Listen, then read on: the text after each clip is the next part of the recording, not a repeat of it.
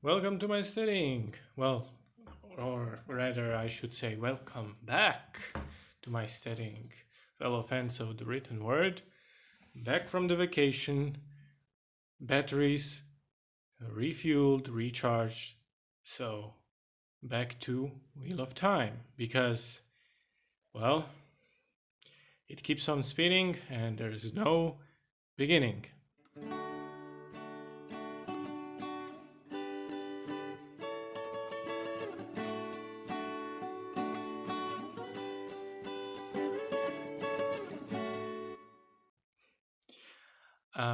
I know that I have promised to do away with the episodes that cover like a short amount of chapters, but I felt like talking about the prologue and the first 5 chapters a bit more in depth. But feel free to, you know, skip it if you're not interested. But I have a lot of things to say about it. For example, Go Young Bull. My boy, Paran, finally getting his dues, I think. So let's start with a short-ish recap. Let's start right out. Hey, what happened? So, well, prologue. Prologue is we have this guy Pedron. He is sitting in his chamber. He has this dude named Jared um, near him. They look at a painting of someone with very uh, gray eyes and reddish hair. Now, who could that be? And well, then we have a bit of exposition about thousands of children apparently being slaughtered by Aes Sedai, and what about the army that was defeated at Falmen, Falmen, and what about the Shonchan? Who are they? And the Bornhold, Joe from Bornhold, told him that, told this person, told Pedron that they were dark friends. Now, I think I'm getting, I don't think I'm getting confused again, but I hope you understand how I got confused last time when I was under impression that Shon were dark friends. But I'm glad they're not because I enjoy, uh, more sides. Then we have a pretty important and interesting scene when a white cloak named Caradin he enters the room and he tells his Lord Captain Commander that uh, well, essentially he gives a report, and he reports that the forces that seized Falme are dark friends, and they have gathered to support the false dragon, which is blatantly false, but whatever. And his Lord Commander commands him to stop at nothing to protect this false dragon, which was a weird order, but more about that later. He also tells him about the 3 Tarvalen. Well, he doesn't call them Tarvalen, but Taviren. Sorry, Taviren. Taviren. Hmm.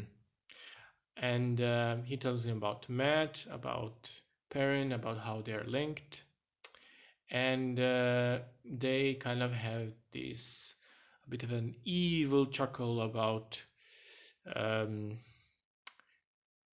should they plan something about 2 rivers, because there's something fishy about 2 rivers. Apparently, if 3 of these very dangerous young men come from there must be something up. It's a breeding ground for dark friends, I tell you, friends, people from 2 rivers are dangerously stubborn. So then we spent a bunch of time with my boy Perrin. Yay.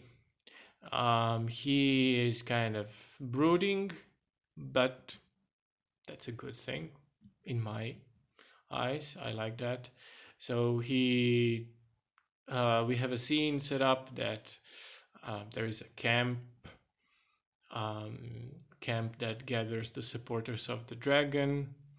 Um, the camp consists of course, um, Paran, Rand, who is a bit is also part of the camp, but he lives a bit secluded from everyone because he feels a bit awkward about people who are so fanatically devout to him and his cause. And Min and Lan, of course, the warder, Moraine, but not Matt because Matt is back in Tarvalon. He is undergoing his healing procedures, I guess, consequences of his curse. But something that I forgot to mention. So after the prologue, well, at the very end, this Caradin character, who is a very prominent higher up member, something like an inquisitor, something like that, of White Cloaks of the Children of Light. He has this grimace after, well, he is in a foul mood after being ordered to protect the dragon, which uh, is apparently a blasphemy in itself. He has an order to kill any Aes Sedai he sees, which is perfectly normal, but to protect the false dragon, that's just preposterous. But suddenly we see a Fade, a Myrddraal, a half man, approach him and ordered him the exact opposite. Apparently, our man Caradin is a um, puppet on a string, a minion of the dark. How did this came to be? Of the Dark One, and he's ordered to kill Rand. Back to Perrin. Um, we apparently he's on a watch. He's one of the scouts in the camp. People follow him. Um, he's well respected. He still has a lot of internal struggles about, being the Wolf Brother, being a uh, just a dude, a blacksmith from Two Rivers, or something else, or neither of those things. So, plot wise, not a lot of things happen, but a lot of things I think character wise happen that are of importance. Um, Perrin, well, connects is a strong word. So there's this one of the thinkers, a woman. She is just one of the many that is apparently a messenger to Moraine that comes through their camp to deliver news to Moraine. But he notices her, romantically or not, I have no idea, but we will probably never find out. But he has his own experience with the Tinkers, the traveling folk, and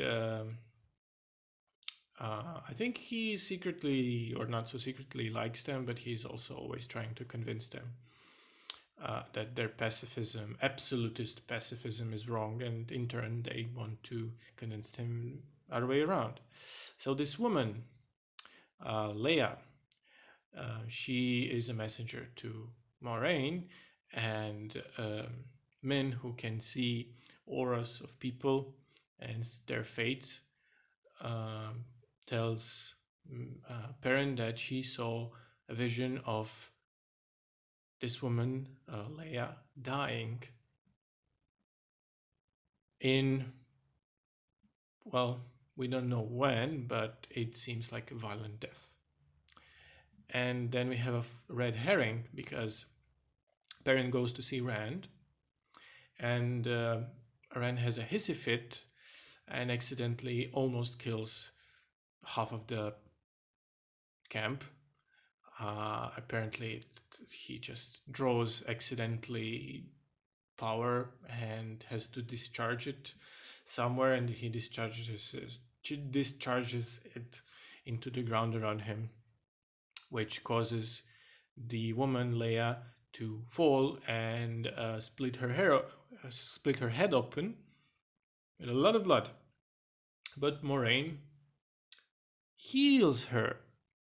But later, um, again, as Min solemnly says, she's never wrong, and she is not happy about this. But this woman dies in the end because the camp undergoes an attack against the Darkspawn.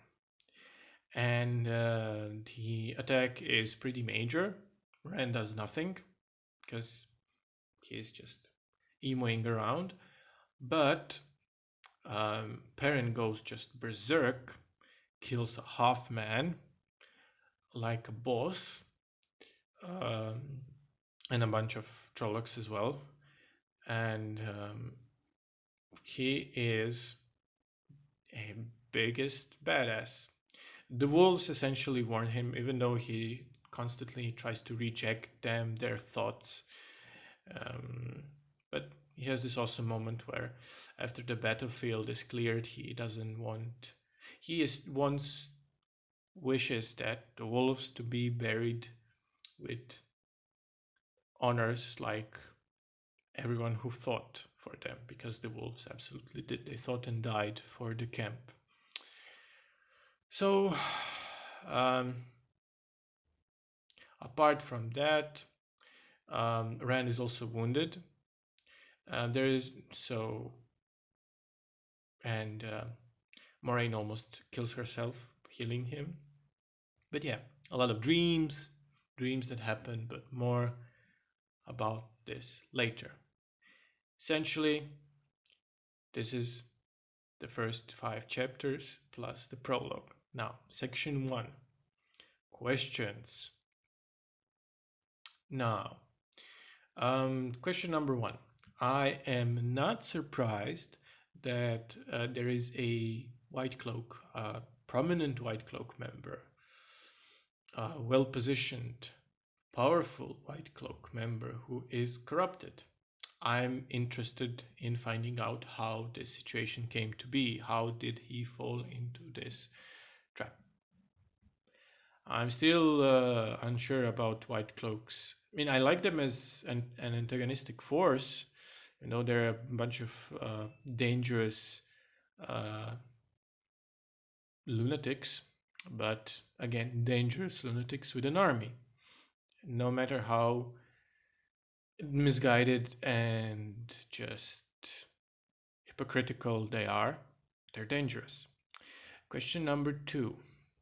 So, this is probably more of a character observation rather than a question.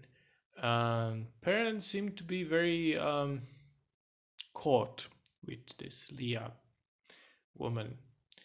I was not sure how to take that, because Jordan was very intent on saying, writing and conveying that Perrin was very focused on her.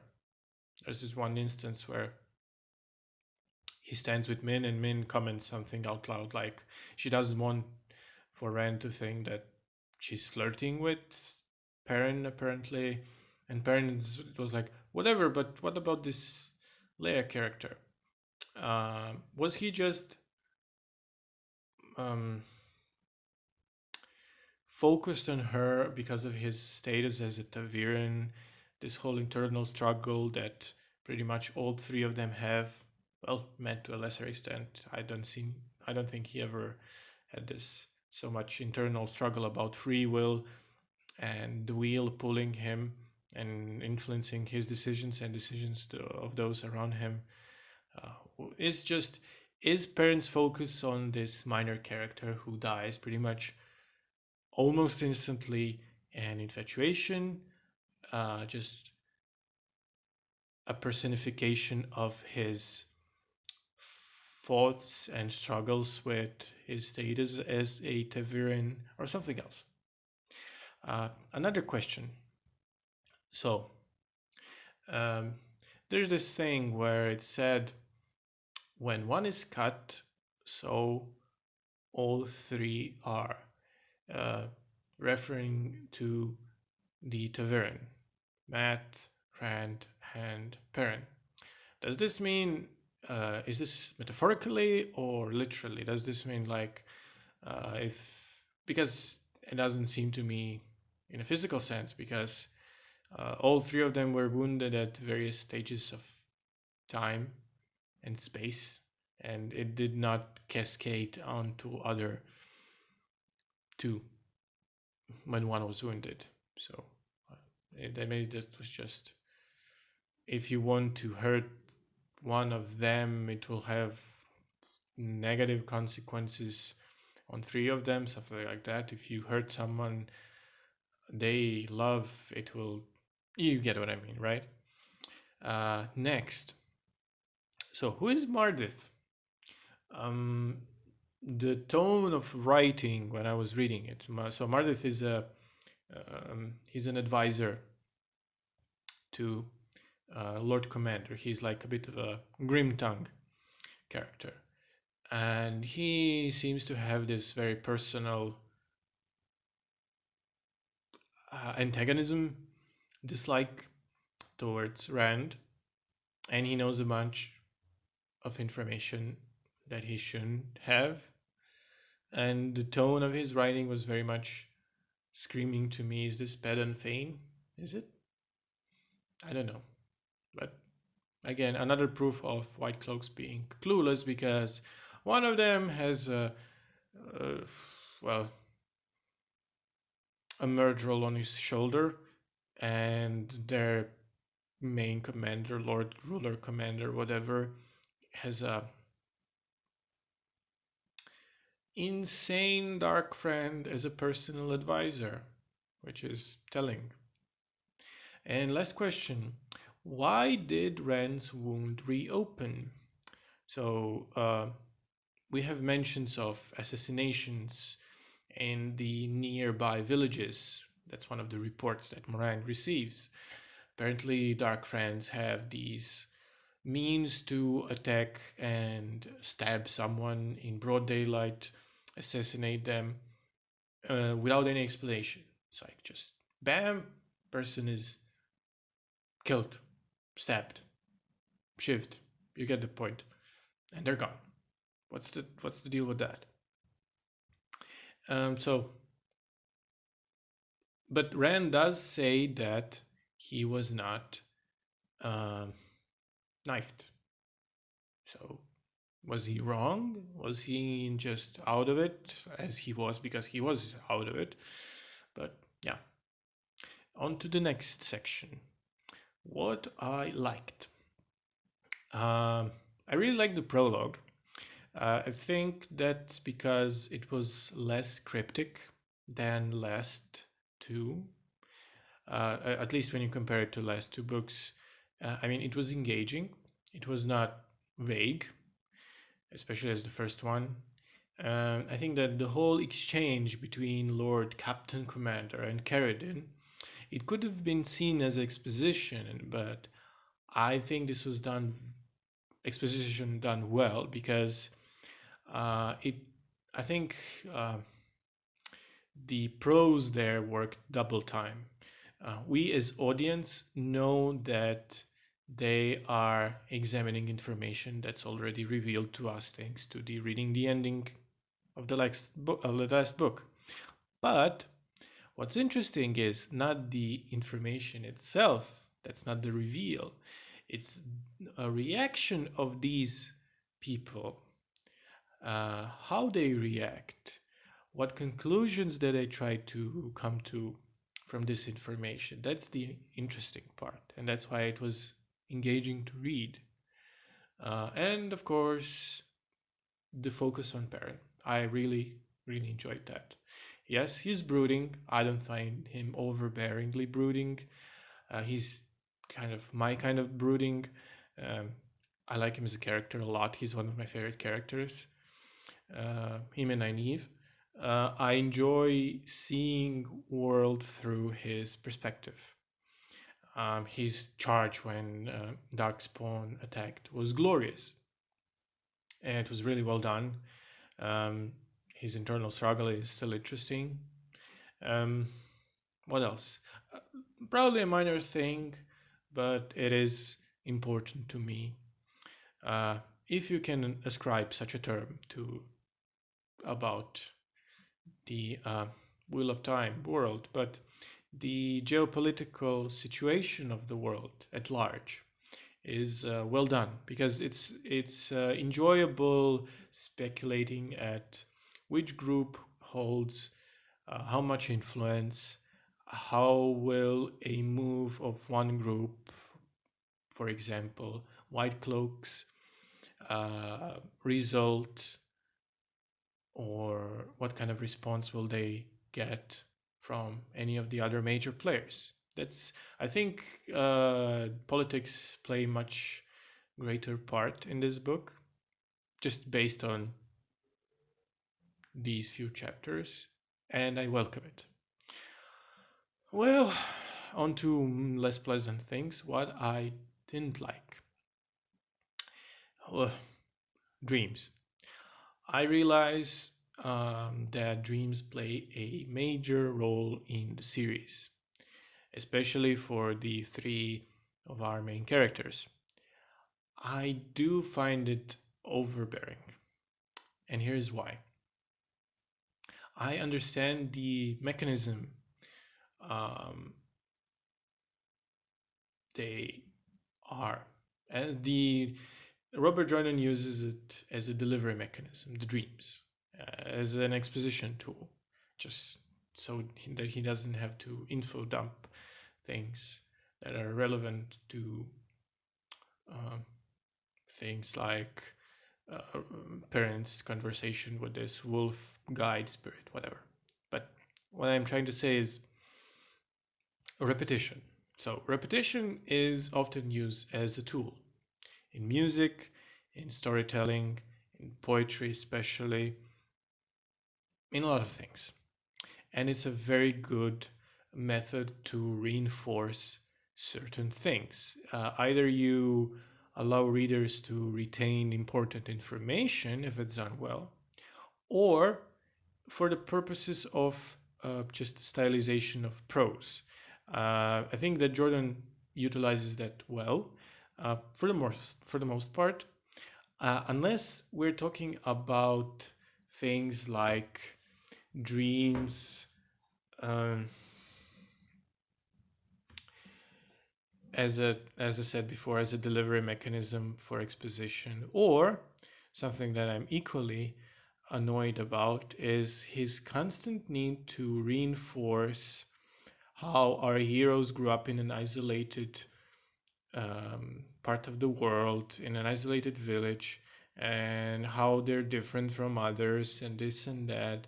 It's tiresome. It's just plodding. I am fully aware by now on book 3 that yes, these people are from an isolated place, but and just because they spent some time, not an insignificant amount of time, traveling the world, experiencing new things, meeting new people, that they're still not who they are. They absolutely are, but it's just too much. I don't need to read how much of an outsiders they are every book. I understand that. Well, and a little bit of a nitpick as a last point. The calendar, the sword, the super extra magical important sword of magicness. Uh, Dreams again. Well, or visions, whatever you want to call them. This is more of a technical, I guess, complaint. I just think the prose surrounding the description of the sword was too purple, too superfluous. It was just, it was less of a foreshadowing and more Robert Jordan screaming from the page. Look at this sword. We are constantly telling that Paran should get rid of his axe, and look at this nice and shiny sword Paran keeps seeing and it's certainly not going to be relevant in the future. Sword, crystal, stuff. I think the way it was delivered, I think foreshadowing towards something like that is perfectly fine. I thought it was as clumsily written, this small section. But like I said, just a nitpick. And in the end, just a short few predictions. Well, it's only a guess, but it's all I have to go on. Well, um, we see hints of it, but I think that after the events of the battle in the camp, Paran will absolutely, quote unquote, give in to his wolf brother instincts. I think he cannot deny his kinship with the wolves anymore, and the man does need his meat. No context. Um, and this is a mean one, but there will be more dreams. I fully expect it. Um, I expect that in this book, this is like a longer prediction. We will meet another um, Tinker character in the future, because I think that uh, them as a group and Perrin are intrinsically linked. And one last thing, thank you for watching. And I realize I haven't posted in like more than a week, so sorry about that. But I'm back and super eager to make more videos and read more Wheel of Time. Um, I did read a bunch of. I started to reread. On my vacation, I started to reread Dark Tower. I'm on Wizard and Glass now. And yeah. Whew, that was fun. Probably should have read more Wheel of Time with my vacation, but my computer was kind of busted, so I couldn't edit videos. So I was like, well, might as well. So thank you for watching and see you next time. Bye bye.